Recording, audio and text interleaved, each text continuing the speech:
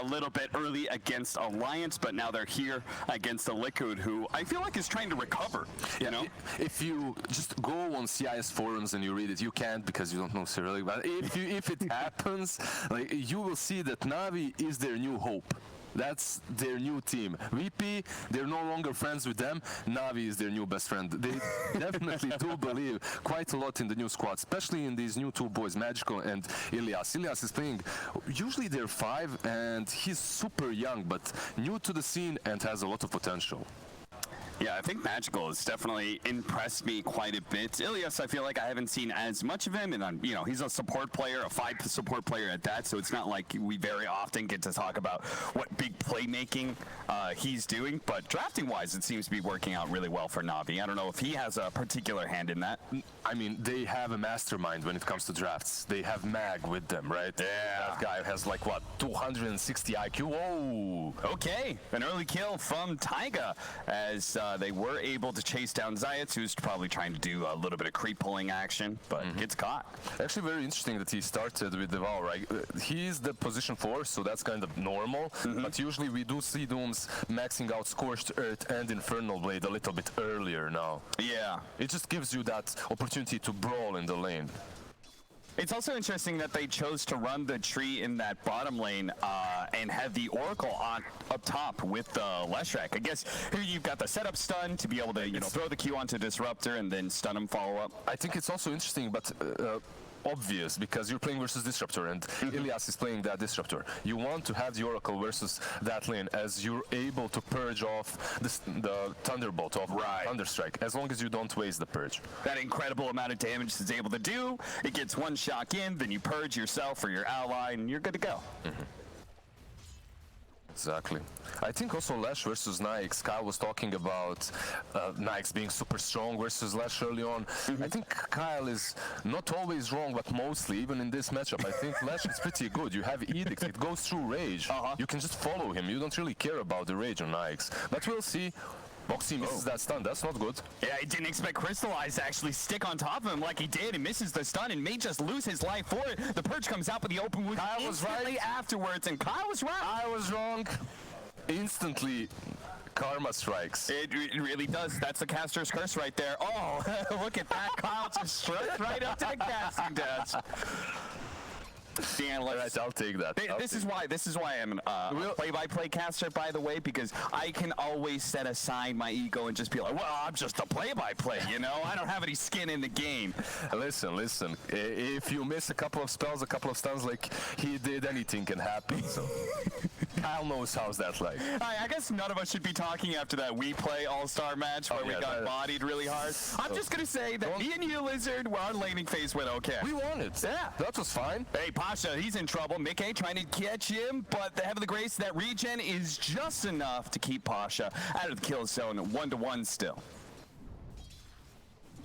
A little bit of pull. Ilias trying to bring the lane back here as Crystallize needs to be able to regen a little bit more.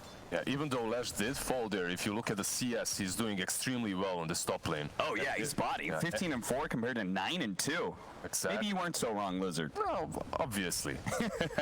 Zayats? Okay, who's going to win this man fight here? He's going to stand outside of the brambles, try and bring down Taiga, but Taiga's going to win thanks to the Leech Seed.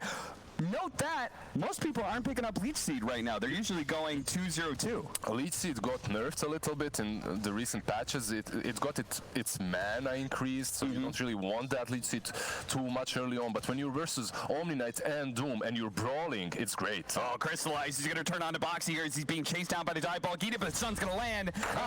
Take it down by Insania. I don't think Kyle's going to be showing up to the casting desk anytime soon.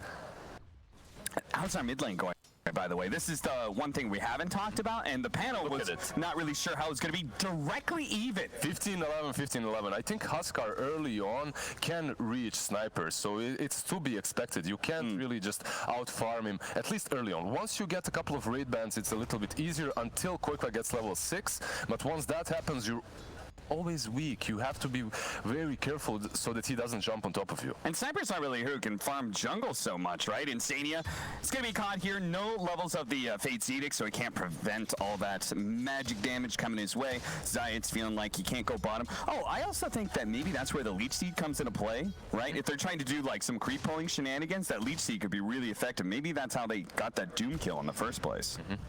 Leech Seed early on. You basically go with the Bramble Maze, then Leech Seed in the laning stage if you want to be brawling all the time. And I think the armor is really good for them overall, though. You're playing with the Huskar, it can be super helpful later on, especially as Lash is also being super aggressive on that offlane. Yeah. What do you think about this Morphling, by the way? The panel was, I think Fog called it a security measure, maybe, feeling like maybe Liquid didn't feel comfortable just going all early game. They wanted, you know, that anchor hard carry. I think it's something very similar to how Nigma played the Huskar. Okay. You have Huskar, but he's not your main carry. You have this insurance policy. Kinetic Field comes in, but Taiga's here as well, so this is going to be a full 3-on-3, but Boxy's already low. Diabolic Edict doing a lot of damage. It will be enough to bring down Zayat, but Crystallize is also still under that effect of the Diabolic Edict, so he's got to back away from that area. Taiga and Insania will pursue just to get more damage in, but in the end, they traded out a support for a core. I think for Liquid, 3-on-3 is definitely not advantageous because you're playing with a Lash, and that Edict is just going to spread around. It's not great. You don't utilize Lash properly. Same goes with Leech Seed, right? Exactly. That could go all over the place, so that spread of damage. Elias? Yeah, he's in trouble, looks like. Brought down by Tiger pretty easily. Let's go back over to bottom lane. Mickey has been left alone. Zayat returns to the bottom lane. They're saying, okay, they're going to try and tri-lane. Let's go ahead and put some pressure here. Insania cancels his TP, actually.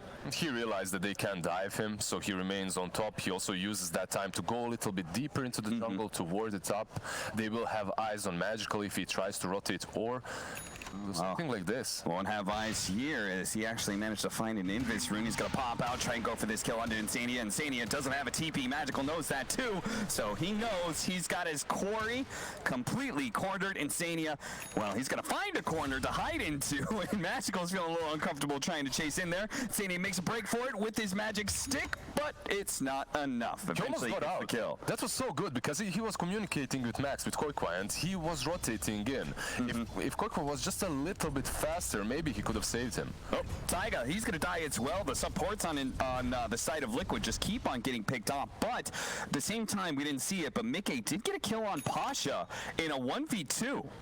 That's kind of strange. It shouldn't be happening. This Morphling is a little bit different than what he used to be. It's a different kind of a beast. He's strong early on. He can fight, but he definitely shouldn't be killing Pasha. Not alone, at least. I'm guessing he doesn't even have Morph leveled. I thought maybe he surprised Pasha, you know, turning into an Omni Knight and purificating him, but he just somehow won a man fight with a 303 build. It's just pure right clicks and also 3 raid bands plus power threats. He hits super hard if you look at the damage that he's dealing. 114. Mickey. He just keeps on playing a little bit of, he's really abusing his morph abilities. He comes in, clears out a creep wave, harasses him, backs up, goes full agility, heals up a bit. Nothing wrong here. Classic Morphling. I'm just looking at the item progressions of these heroes. Oh, they're going to surprise Pasha. Rotation coming out from Insania, but well timed with a Heavenly Grace immediately after the Purge lands on him, getting rid of the root. Zayat's coming in. He got the Ocean Heart. Sneaks it away from QoJqva. QoJqva gonna be assassinated, but still not enough damage with the maxed out heal he's got. They're gonna need a little bit more, but finally Zayat is able to deliver it. I'm not sure if it was the wolf that helped him out, just that extra bit of physical damage. The wolf is for me, some players love that frost armor from the ogre, right? But I love the wolf. It's the best creep for me to get early on. That one crit can deal around 200 damage in the early laning stage. You're level 1 dealing 200 damage with right click. What? Leech Seed, Brambles out. Enough of a slow to be able to land the split earth from Boxy. They'll quickly kill the creep wave and maybe put some pressure on that tower. Over to Pasha though. Purification goes down, he's going to be good. He's doing really well when it comes to this Heavenly Grace usage, always after the Purge, and it's easy for him to get out.